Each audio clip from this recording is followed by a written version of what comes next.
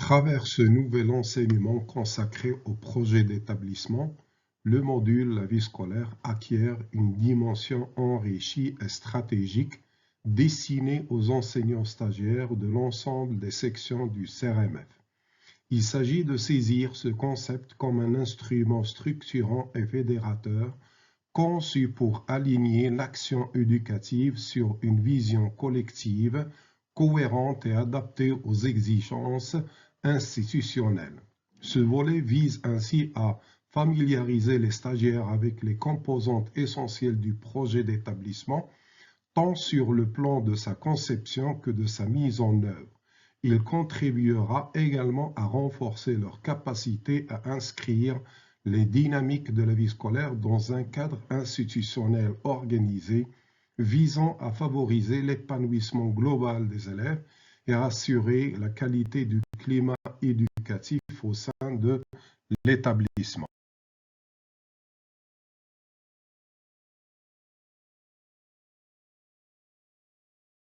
Ce cours sur le projet d'établissement suivra un cheminement en 6 temps. D'abord, une définition précise de l'outil, entendu comme cadre stratégique d'autonomie et de pilotage pédagogique. Puis l'examen de ses caractéristiques, démarche participative, portée normative, temporalité pluriannuelle, dispositif de suivi, évaluation. Ensuite, la mise en perspective de ses fondements juridiques, institutionnels et pédagogiques. Viendra la méthodologie et l'opérationnalisation du diagnostic partagé à la formulation d'axes, plans d'action, calendrier, indicateurs et instances de pilotage. Seront ensuite clarifiées les finalités, cohérence curriculaire, réussite et bien-être des élèves, qualité du climat scolaire, ouverture partenariale. Enfin, seront discutés les enjeux à prendre en considération lors de la conception. Contextualisation et équité, inclusion et accessibilité, gouvernance et redevabilité, allocation des ressources et soutenabilité du projet.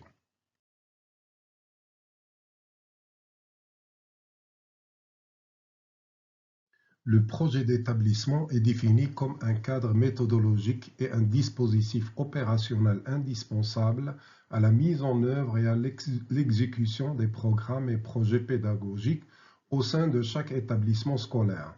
Il permet l'organisation et l'activation de diverses démarches de gestion et d'éducation visant à améliorer la qualité des apprentissages au bénéfice des élèves tout en tenant compte des spécificités et enjeux locaux. Le projet d'établissement constitue le dispositif fondamental sur lequel le ministère s'appuie pour impulser la réforme au sein des institutions éducatives. Il représente un cadre méthodologique et un outil opérationnel essentiel pour organiser et activer les différentes mesures de gestion et pédagogique visant à améliorer la qualité du processus d'enseignement-apprentissage et à instaurer une bonne gouvernance. Ce cadre global mobilise une approche participative, le management par les résultats et le contrat d'objectifs afin d'atteindre les buts fixés par les plans locaux. Depuis les années 1990, le ministère a progressivement adopté le concept du projet d'établissement. Il l'a d'abord expérimenté de manière limitée à travers des programmes de coopération internationale, puis l'a déployé progressivement dans les établissements éducatifs.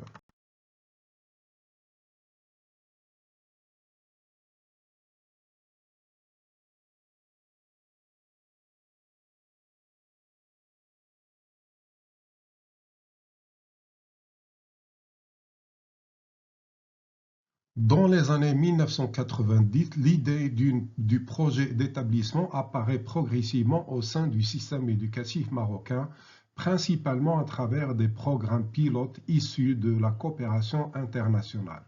Il s'agit alors d'expériences ponctuelles visant à introduire une démarche plus responsabilisante et contextuelle dans certains établissements sans toutefois bénéficier d'une formalisation ou d'une généralisation à l'échelle nationale. Entre 2008 et 2010, le projet d'établissement est intégré à la stratégie d'urgence éducative mise en place pour améliorer la qualité de vie scolaire. Cette période voit son concept s'imposer comme une mesure clé parmi les interventions visant à renforcer la gouvernance locale tout en rendant la réforme plus sensible aux réalités spécifiques des écoles. D'après les sources, le programme d'urgence initié entre 2009 et 2012 a constitué un cadre ambitieux avec des projets ciblés comme l'amélioration de la vie scolaire, ce qui a permis de structurer davantage ces initiatives locales. Ensuite, l'année 2011 marque une étape décisive avec le lancement d'une stratégie nationale ambitieuse. Il consacre la dimension formalisée du projet d'établissement dans la gouvernance éducative en reliant les structures centrales, régionales et locales du ministère dans une logique de planification et de contractualisation renforcée. Enfin, en 2014, la parution de la note officielle 14 sur 159 permet une formalisation complète des outils d'opérationnalisation. Cette note institue un ensemble de dispositifs et de procédures visant à encadrer la rédaction, la mise en œuvre et l'évaluation du projet d'établissement. Elle concrétise ainsi l'intégration du dispositif dans le corpus réglementaire en le dotant de supports techniques, méthodologiques et évaluatifs destinés à garantir sa visibilité, sa cohérence et son efficacité au sein du système éducatif. L'approche méthodologique du projet d'établissement se construit d'abord sur un diagnostic partagé de la situation de l'établissement.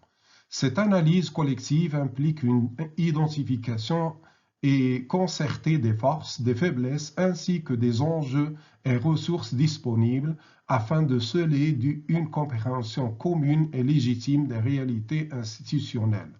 Sur cette base, s'élabore la définition de priorités et d'objectifs clairs, phase cruciale permettant de cibler les domaines d'action essentiels à l'évolution de l'établissement.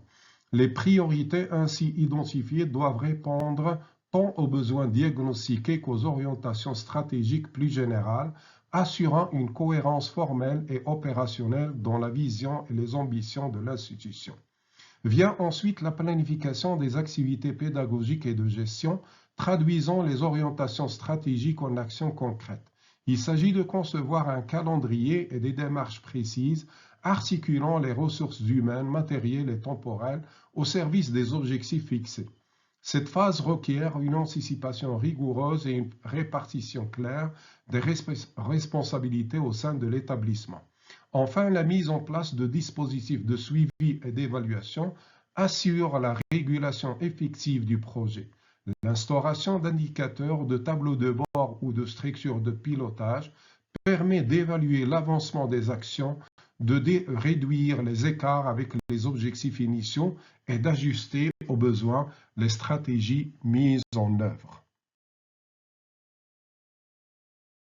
Les principes fondamentaux qui sous-tendent le projet d'établissement reposent en premier lieu sur une approche participative qui favorise l'implication active de l'ensemble des acteurs concernés, la direction, les enseignants, les parents et les élèves, dans la co-construction du projet. Cette approche collaborative renforce l'adhésion collective, favorise la créativité et assure une mobilisation cohérente autour de la vision éducative partagée par l'établissement. Ensuite, ce projet repose sur un management par les résultats, centré sur la définition d'objectifs précisément formulés et mesurables. Cette démarche engage l'établissement dans une dynamique d'efficacité et de responsabilisation grâce à un cadrage clair des attentes et un suivi fondé sur des indicateurs de performance. Une telle orientation est conforme aux exigences d'une gouvernance moderne qui vise à améliorer les résultats scolaires tout en assurant une utilisation judicieuse des ressources mobilisées. Enfin, la logique du contrat d'objectifs formalise les engagements institutionnels et individuels au sein de l'établissement. Ce dispositif est négocié entre l'établissement et l'autorité académique, inscrit le projet d'établissement dans une temporalité institutionnelle souvent quadriennale. Il confère au projet une légitimité formelle et une capacité de pilotage partagée tout en ouvrant la possibilité d'un accompagnement et d'un suivi structuré.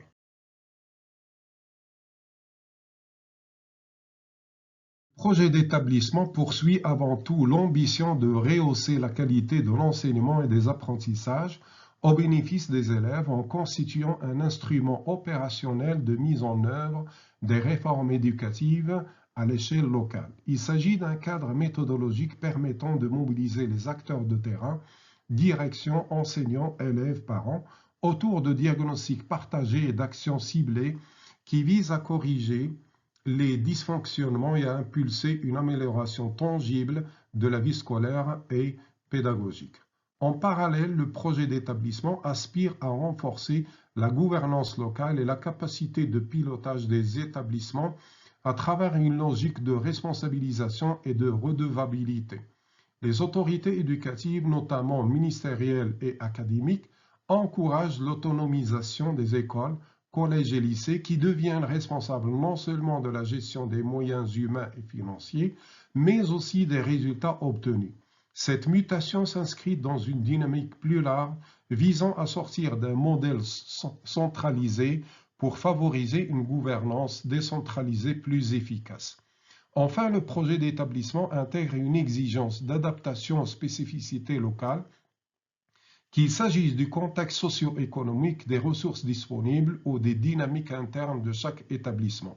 Cette flexibilité permet d'élaborer des stratégies opérationnelles différenciées, mieux ancrées dans la réalité des élèves et des équipes éducatives.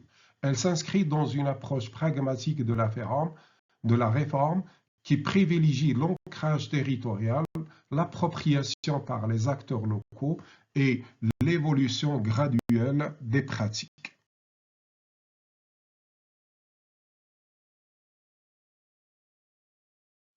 Le lancement officiel du dispositif survenu le 20 novembre 2014 à Rabat lors d'une cérémonie ministérielle constitue un jalon essentiel dans la généralisation du projet d'établissement. À cette occasion, la nouvelle stratégie a été présentée comme une dynamique d'institutionnalisation visant à établir un lien organique entre l'élaboration des projets et leur contractualisation via une gouvernance ascendante et opératoire. L'accompagnement de cette initiative s'est appuyé sur un kit didactique structuré composé de guides pratiques, de cahiers de mission, de dépliants explicatifs et d'instruments méthodologiques. Ces outils, annexés à la note ministérielle, ont été conçus pour encadrer la création des comités de pilotage, CPP, guider le pilotage, réguler la gestion opérationnelle et soutenir les activités de formation et de suivi et évaluation. Par ailleurs, la responsabilité de l'appropriation et de la mise en œuvre du projet a été confiée aux chefs d'établissement et aux équipes pédagogiques. Ceux-ci jouent un rôle central dans la déclinaison concrète du dispositif, appuyé par des accompagnateurs et des coordinations régionales ou provinciales, conformément au dispositif de pilotage déployé dans le cadre de PAGESEM, projet d'appui à la gestion des établissements scolaires du Maroc.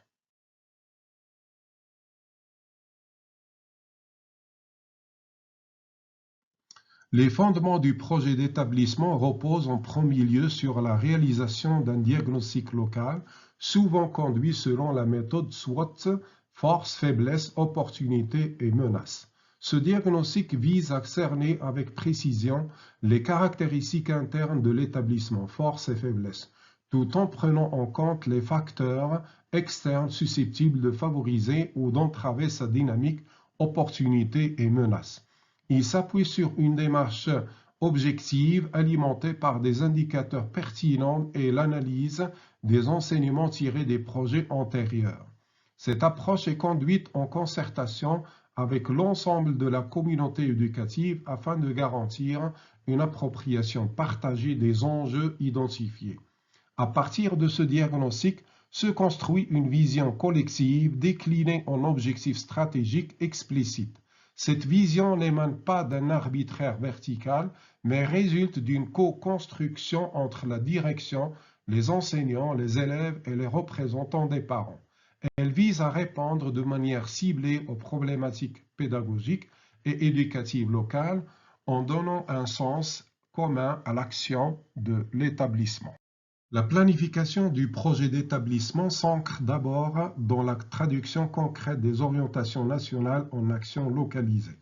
À cette fin sont définis des objectifs explicites assortis de responsabilités attribuées, d'un calendrier précis et d'indicateurs de suivi adaptés.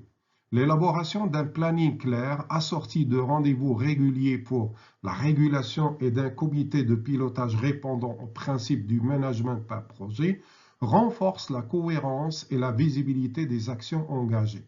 Ce dispositif inclut également la diffusion structurée du projet au sein de la communauté éducative, soutenue par des programmes de formation et de sensibilisation, garantissant ainsi une appropriation collective et éclairée.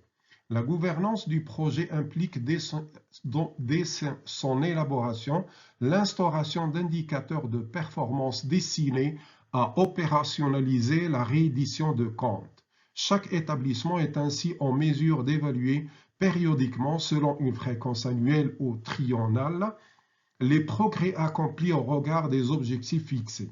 Les résultats sont ensuite présentés au conseil d'administration, instance décisionnelle habilitée à adopter le projet pour une durée de 3 ans à 5 ans. Cette structuration permet non seulement une évaluation continue, mais aussi une révision raisonnée des actions, en fonction des écarts observés entre les ambitions initiales et les résultats obtenus. Ces procédures s'inscrivent dans un modèle de gestion éducative moderne, fondé sur la responsabilisation locale et la contractualisation des objectifs. En appui à cette démarche, le projet d'appui à la gestion des établissements scolaires au Maroc, PAGESEM, fournit un cadre d'accompagnement méthodologique en direction des chefs d'établissement et de leurs équipes. Il propose une articulation pratique entre diagnostic, planification, suivi et évaluation sous l'égide d'accompagnateurs formés et par le biais de comités de pratique professionnels et de tableaux de bord de suivi. Le projet d'établissement repose essentiellement sur une implication active de l'ensemble des acteurs éducatifs et partenaires, impliquant non seulement la direction et les enseignants, mais aussi les élèves et les parents. Une telle participation collective est indispensable non seulement à sa légitimité, mais également à sa mise en œuvre effective et pérenne. Cette dynamique partagée participe d'une responsabilisation collective qui renouvelle le modèle de gouvernance scolaire. Chaque acteur à son niveau devient porteur d'un degré de responsabilité dans l'élaboration, l'exécution et l'évaluation du projet dans une logique de pilotage participative. Ce fonctionnement correspond à une vision de l'établissement comme communauté apprenante où chaque membre contribue à la réalisation des objectifs collectifs. Le projet d'établissement institue par ailleurs l'élève comme acteur central de l'action éducative. Il ne s'agit pas de le placer en simple bénéficiaire des politiques scolaires, mais de s'assurer qu'il en devient véritablement le cœur. C'est au regard de ses besoins, de son épanouissement et de son parcours personnalisé que s'affine la finalité éducative du projet. Enfin, le projet s'articule autour de l'ouverture de l'établissement sur son environnement local. Il ne s'enferme ni dans une logique institutionnelle isolée, ni dans un isolement culturel, mais s'insère dans un bassin éducatif et socioculturel plus large en établissant des liens avec les parents, les institutions locales et les structures partenaires. Cette posture favorise la co-construction des solutions aux enjeux partagés et enrichit la portée éducative du projet.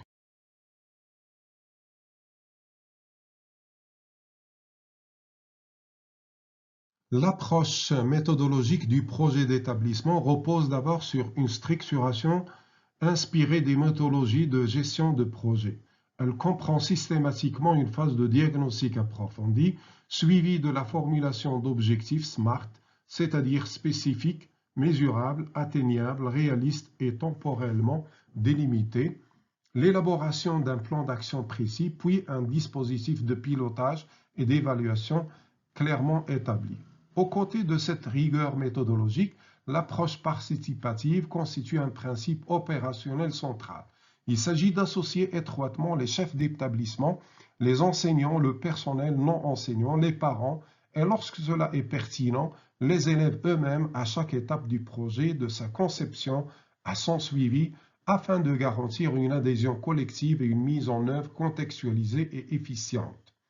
Dans le cadre des réformes éducatives marocaines, notamment à travers le projet d'appui à la gestion des établissements scolaires du Maroc, PAGESEM, cette double exigence, rigueur méthodologique et engagement participatif, est traduite dans des pratiques concrètes.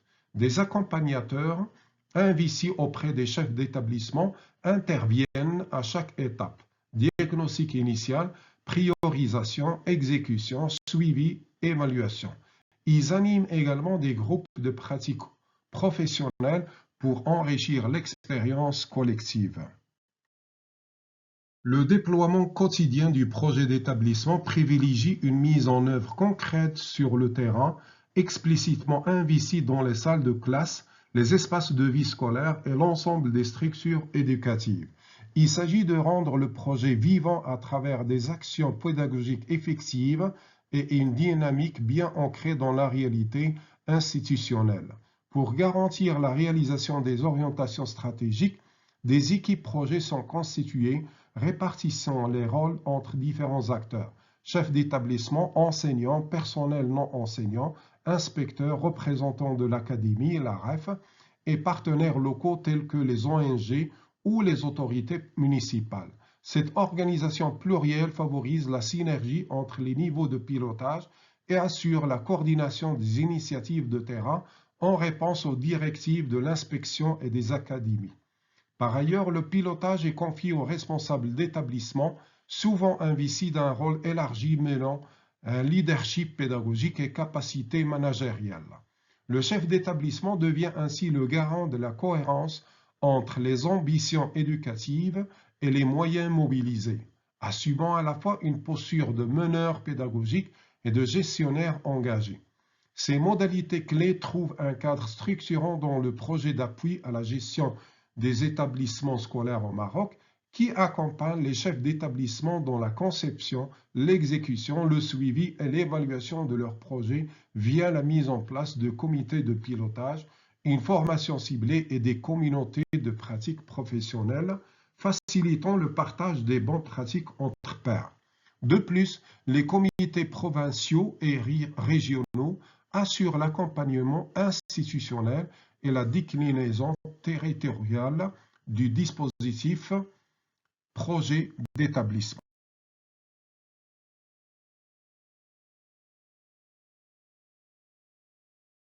Le projet d'établissement vise avant tout à améliorer les apprentissages en ciblant précisément les besoins locaux.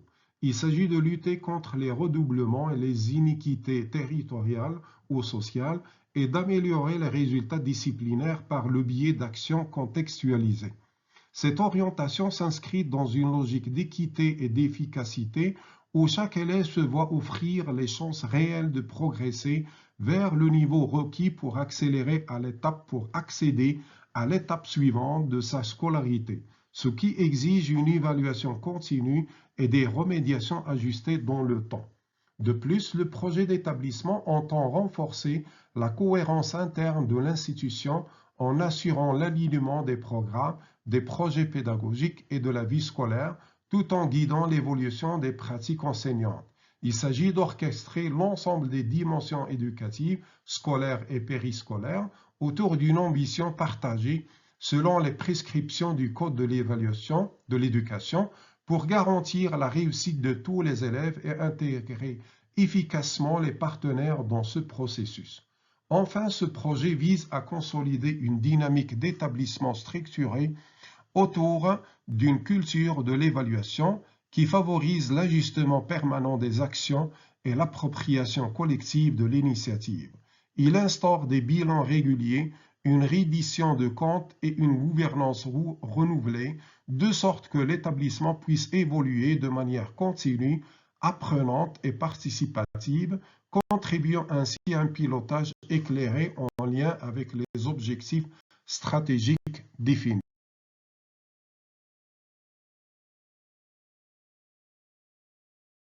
Le projet d'établissement se distingue par sa prise en compte attentive des spécificités et des enjeux locaux, lesquels en constituent la pierre angulaire.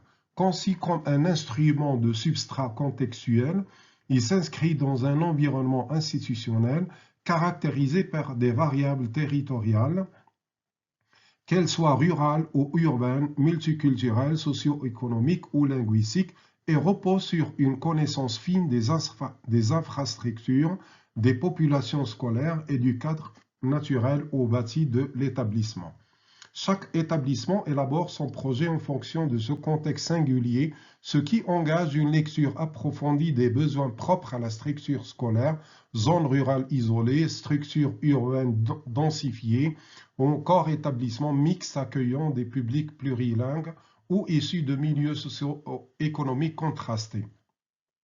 Cette contextualisation permet d'identifier les leviers prioritaires, qu'il s'agisse du bilinguisme, de la coexistence culturelle, de l'accès aux ressources matérielles ou des dynamiques territoriales.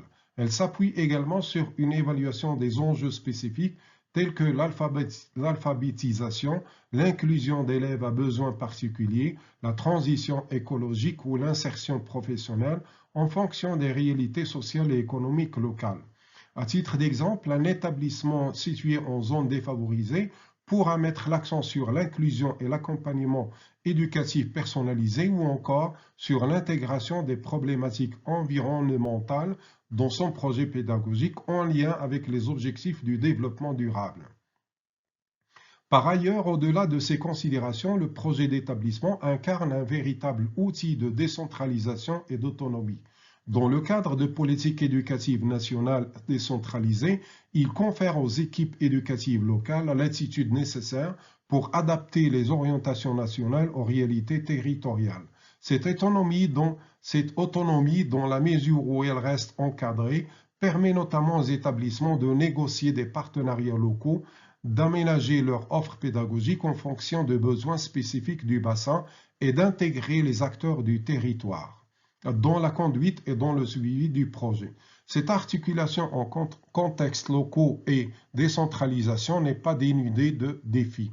Les études soulignent les effets ambivalents de l'autonomie institutionnelle sur la qualité des apprentissages. Loin d'être une panacée, elle ne garantit pas automatiquement un renforcement de la performance éducative. L'efficacité de cette gouvernance locale repose notamment sur la qualité de leadership, l'implication collective des équipes et la capacité à instaurer des procédures d'évaluation rigoureuses. Le cycle du projet d'établissement se déploie à travers un enchaînement méthodique d'étapes interdépendantes qui visent à structurer l'action éducative et à en garantir la pertinence. Il s'ouvre par un moment fondamental de diagnostic où il s'agit de déterminer avec précision quelles situations doivent être analysées et en concertation avec quels acteurs. Cette phase d'observation et d'interprétation collective permet d'identifier les forces et les fragilités du contexte scolaire, constituant ainsi la base sur laquelle s'édifiera le projet. Vient ensuite l'étape de la définition des priorités qui requiert un effort de discernement et de hiérarchisation. Elle implique de s'interroger sur la pertinence des choix opérés. Les axes retenus traduisent-ils réellement les besoins identifiés et contribuent-ils de manière directe à l'amélioration de l'apprentissage et du climat éducatif? Cette sélection des priorités confère au projet sa cohérence et son orientation stratégique. La mise en œuvre marque le passage de l'intention à l'action. Les activités programmées doivent être concrètes, ciblées et intimement liées à la réussite des apprenants. C'est dans cette phase que le projet prend corps à travers de pratiques pédagogiques, organisationnelles et partenariales adaptées au contexte de l'établissement. Enfin, le cycle s'achève par l'étape du contrôle et de l'évaluation, indispensable pour vérifier si les actions prévues ont été effectivement réalisées et si elles ont produit les effets escomptés. Cette évaluation ne se limite pas à un simple constat d'exécution, elle ouvre sur une analyse critique des résultats permettant d'ajuster, de corriger et de réorienter les stratégies mises en place. Un tel plan ne peut véritablement porter ses fruits pour les apprenants que s'il s'appuie sur un ensemble de conditions fondamentales qui en garantissent la pertinence et l'efficacité. Il importe d'abord qu'il se concentre sur un nombre restreint de priorités, choisies avec discernement, afin d'éviter la dispersion des efforts et de permettre une action ciblée et cohérente. Ces priorités doivent être directement liées à la qualité des apprentissages et à la réussite scolaire de manière à placer l'élève au centre de toute démarche et à orienter l'ensemble des actions vers l'amélioration des acquis. La réussite d'un tel plan repose également sur l'implication active de l'équipe de pilotage qui se doit d'assurer un suivi de l'évolution des actions entreprises, des activités déployées et des résultats attendus. Ce suivi ne peut cependant être efficace qu'à condition d'intégrer la consultation systématique de l'ensemble des acteurs concernés, enseignants, personnel administratif et partenaires éducatifs, afin de garantir une approche inclusive et concertée à chaque étape du projet. En outre, le plan doit encourager l'initiative et l'innovation tout en favorisant le développement des contenus, des compétences et des aptitudes des apprenants. Cette dynamique s'inscrit dans une perspective de gestion participative et collective de l'établissement où les responsabilités sont partagées et où la contribution de chacun est valorisée. Enfin, l'efficacité et la légitimité du projet supposent l'instauration de principes clairs de bonne gouvernance fondés sur l'équité, l'égalité des chances et un fort ancrage territorial afin que l'établissement scolaire demeure pleinement inscrit dans son environnement social et culturel tout en répondant aux exigences de justice et de transparence. Dans le cadre de la mise en œuvre de la méthodologie projet d'établissement, pilotée par des chefs d'établissement, une instance de coordination appelée groupe de pratique professionnelle a été instaurée. Il s'agit d'un rassemblement de pairs confrontés aux mêmes défis qui se choisissent mutuellement et se réunissent pour coopérer sur le plan professionnel. Ces groupes visent à 1. Partager les bonnes pratiques et rechercher collectivement des solutions aux problèmes rencontrés. 2. Favoriser l'intégration des nouveaux arrivants. 3. Renforcer la confiance en soi des participants. Les groupes de pratiques professionnelles répondent donc à une nécessité d'échange et de regroupement entre directrices et directeurs confrontés à des préoccupations structurantes communes. Chaque groupe compte environ 20 directrices et directeurs représentant les 3 secteurs éducatifs. Ils sont créés à partir des circonscriptions pédagogiques ou des bassins scolaires. L'animation des groupes de pratiques professionnelles est assurée par des coordinatrices et coordinateurs désignés par leurs pairs parmi les directrices et directeurs d'établissement après validation par les responsables régionaux.